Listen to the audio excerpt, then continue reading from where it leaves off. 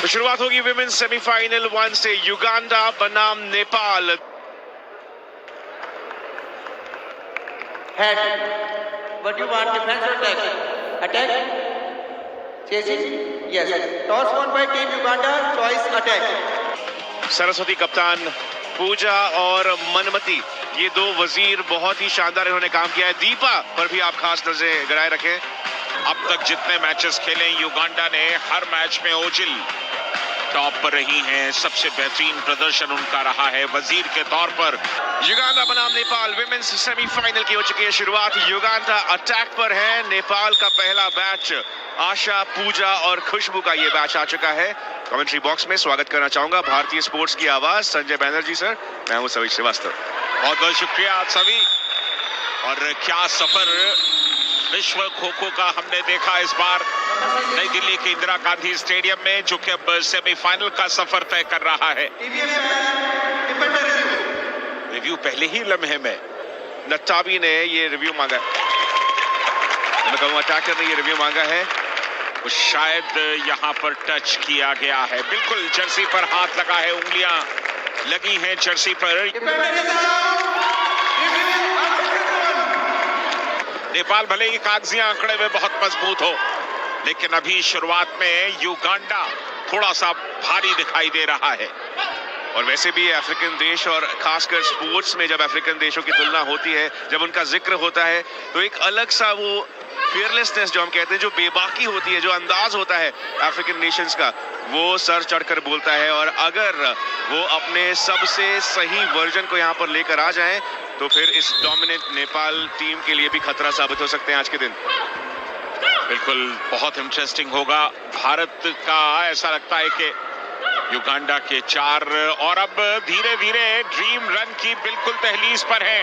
ये पहला dream run होगा यहाँ पर, और ड्रीम रन के लिए आशा थारू, कामयाबी मिली आशा थारू को। पहला ड्रीम रन उन्होंने लिया। अब जितने 30 सेकंड बीतते जाएंगे उतने पॉइंट्स बढ़ते जाएंगे। यहाँ शुरुआत में ही आशा थारू के साथी डिफेंडर्स पूजा और खुशबू का शिकार यहाँ पर हो गया था, लेकिन आशा थारू ड्रीम रन पर ड्रीम रन लगाती हुई एक और ड्रीम रन यहाँ आ सकता है। 10 सेकेंड और अगर आशा रहती है सक्रिय। दिशा बदली गई थी, इसीलिए इस मौके पर आशा अभी भी सक्रिय है। आखिरी 1 सेकेंड, एक और ड्रीम रन। बहुत बढ़िया प्रदर्शन। कल नेपाल ने क्वार्टर फाइनल में 9 में से 8 ड्रीम रन लिए थे, लेकिन यहाँ पर टच किया, हाथ बढ़ाया लंबा, और कमाल का टच था वहां पर। 2 मिनट 50 सेकंड के आसपास ये मुकाबला, ये मैच पहुंचता हुआ। चलिए, बढ़िया चेन डिफेंस। अगर आप अटैकर्स के बीच में से निकलते हैं और सेंटर लाइन के साथ साथ दौड़ते हैं, तो फिर मुश्किलें होती हैं अटैकर्स को आपको बाहर भेजने में। ड्रीम रन लीजिए। तीसरा पॉइंट है ये नेपाल के लिए डिफेंस में। नगावा ने खो दिया, नगावा ने खो दिया है नताबी को। नताबी से खो मिला वहां पर जलावांगो को, लेकिन अब तक ओजिल का कोई खास प्रदर्शन यहां देखने को नहीं मिला। उन्हें बहुत ज्यादा मौके मिले नहीं। वजीर के तौर पर वो खेल रही हैं। अब देखना है कि कब तक वो एक बड़ा यहां पर कारनामा कर जाती है। चलिए, दूसरा टर्न नेपाल है अब अटैक पर, और युगांडा का पहला बैच नंगुम्बा, जलवांगो और नगावा का।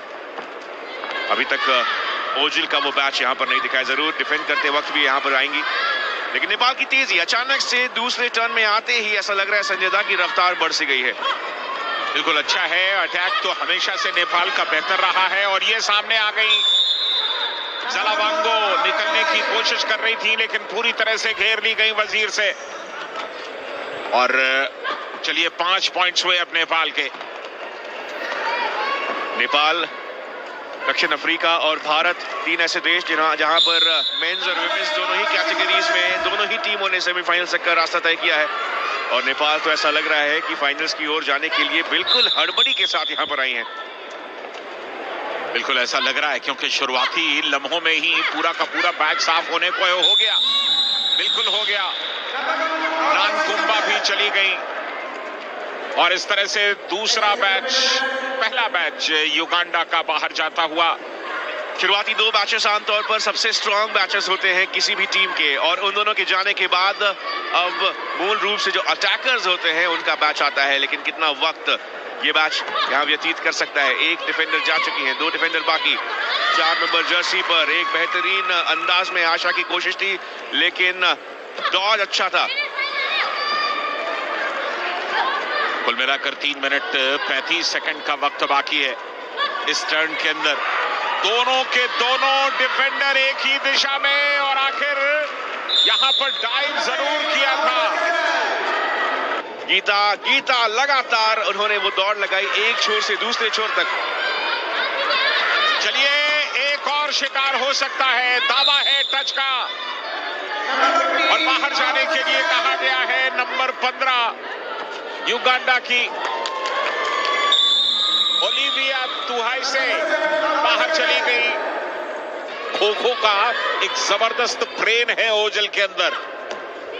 सेकंड्स में संजय दा आंखों से ओझल हो जाती है। ओझल, पूजा कर्मा और दीपा इस मैच में टॉप अटैकर्स अभी तक, लेकिन ओझल के ऊपर अभी तक ये प्रयास ही जारी है कि 8 सेकंड सर्वाइव कर सकती है। आखिरी क्षणों में शिकार हुआ ओझल का।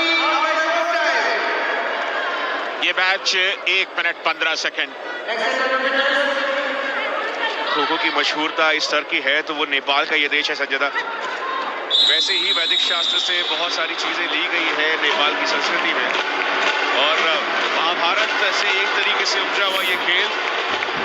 वहां नेपाल की टीम का ये जो प्रदर्शन रहा है उसका जिक्र हर बार करना चाहिए जब हम खो-खो के इस खेल का जिक्र करेंगे। दूसरे टर्न के अंत में नेपाल के पास है 27 पॉइंट्स की लीड, और एक अच्छी लीड इनके हाव भाव से आपको अंदाजा लग सकता है। अपने आप को फाइनल्स के नजदीक मान रही है ये टीम, और अब मौका है इनके डिफेंडर्स के पास, मनमती, दीपा और संजना, कि इस लीड को, इस अंतर को कम ना होने दे। लेकिन युगांडा इस टर्न में संजय दा अपना सब कुछ झोंकना चाहेंगे। बिल्कुल यही वो टर्न होगा जब उनकी वापसी की कोई भी गुंजाइश हो सकती है या बच सकती है। पूरी तरह से अपना संतुलन गंवाया, और वहां पर मौजूद थी नेपाल की मनमती। यहाँ तो ड्रीम रन की ओर बढ़ती हुई दिख रही है ये नेपाल की टीम। मैक्सिमम 9 ला सकते हैं। पहला तैयार, पहला पॉइंट मिल गया, और अब भी टीम के तीनों डिफेंडर अपनी जगह पर मौजूद हैं। दीपा, संजना और मनमती धामी। मनमती धामी ने इससे पहले कल खेले गए मुकाबले में भी प्रभावित किया था। मनमती धामी बहुत ही शानदार ऑलराउंडर। या तो मैं कहूं कि नेपाल की टीम में हर एक खिलाड़ी ही ऑलराउंडर है। यहाँ पर कोई मूल रूप से अटैकर या डिफेंडर नहीं। वजीर के सामने भी तीनों डिफेंडर्स लगातार उन्हें चौंकाते जा रहे हैं। दूसरा ड्रीम रन आ जाएगा, ये पुकार आप सुन लेंगे एक बार फिर से, और ये सिर्फ बढ़ता ही जाएगा क्योंकि तीनों डिफेंडर्स अभी तक सक्रिय हैं। मुश्किल है अब युगांडा के लिए, लेकिन अब भी 2 डिफेंडर बाकी हैं। संजना और मनमती अब भी मैट के ऊपर हैं। एक और ड्रीम रन, चौथा मिनट इस बैच ने किया पूरा, और 2 डिफेंडर्स बाकी। दोनों डिफेंडर्स सेंटर लाइन से बिल्कुल चिपके हुए, उन्हें पता है कि कब उस लाइन को क्रॉस करना है। यह एक झलक दिखी हमें यहाँ पर उन ट्रॉफीज की जिसके लिए हर एक टीम यहाँ संघर्ष करते हुए।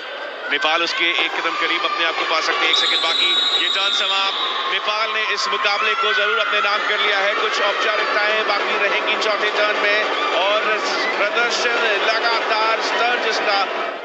ओझल भी इसी बीच यहाँ से जा चुकी हैं। आज ओझल का रंग बहुत फीका दिखा है। नेपाल के इस अटैक के सामने कुछ नहीं कर पाई है, लेकिन यहाँ पर अवोरा के ऊपर एक और छलांग। स्काई डाइव का प्रयास अच्छा था लेकिन टच नहीं हुआ।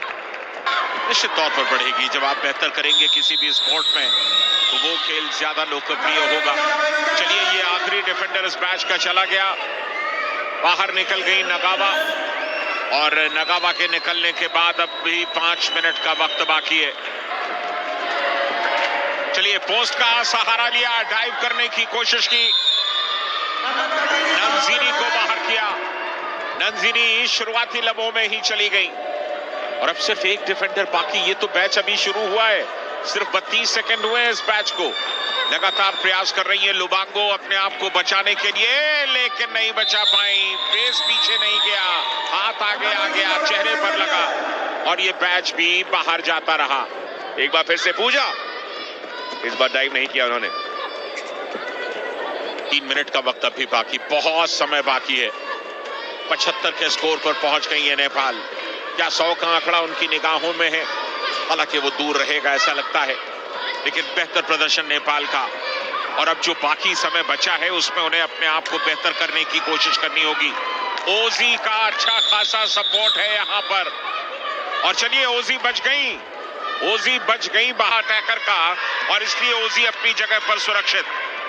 यह मौका है यहाँ पर ओझल के पास की जाते जाते अपनी प्रसिद्धता थोड़ी सी बढ़ा जाए भारत देश में, खो खो विश्व कप में अपने नाम को थोड़ा सा और चमका जाए। बहुत ही अच्छा प्रदर्शन इस पूरे विश्व कप भर रहा है उनका, और इस बैच का टाइम हो चुका है 1.5 मिनट से ज्यादा का। अब तक का सबसे अच्छा प्रयास किसी भी बैच के द्वारा। करीबन 70 सेकंड निकालने हैं ओझल को। 1 पॉइंट तो लाइए डिफेंस का। अगर आप डिफेंस का 1 पॉइंट लाएंगे तो नेपाल के ये बढ़ते हुए पॉइंट यहीं पर थम जाएंगे। ओ नहीं, आखिरकार थक गई ओझल और आशा का बनी शिकार, लेकिन पूरे एफर्ट के मार्क्स मिलने चाहिए ओझल को।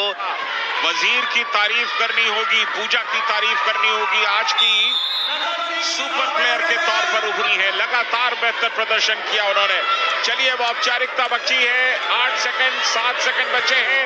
नेपाल का फाइनल में पहुंचना तय है, लेकिन ये क्या, 3 सेकंड अब भी बचे हैं और आखिरी टर्न रवाना हो गया। चलिए अब हो जाएगी घोषणा।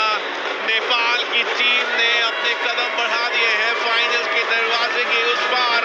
पहली टीम खो खो विश्व कप की जो बन जाएगी अब फाइनलिस्ट, और अभी तक अनडिफीटेड नेपाल विमेंस टीम निकल चुका है ध्वज एक बार फिर से। संजय दा,